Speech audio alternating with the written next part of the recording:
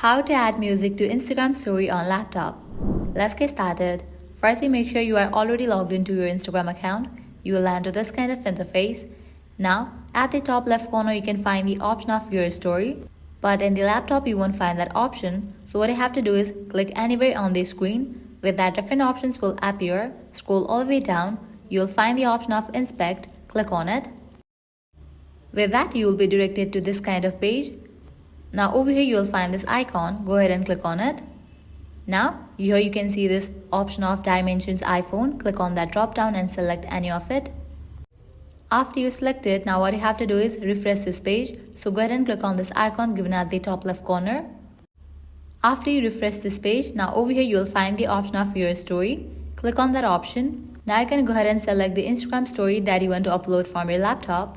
Make sure the story already includes the music. Now you can upload it. Select the picture or video. After you select it, from here you can edit this. You are able to add stickers, likewise text or draw. Once you are done, click on this option of add to story. With that, it's in the process to be uploaded.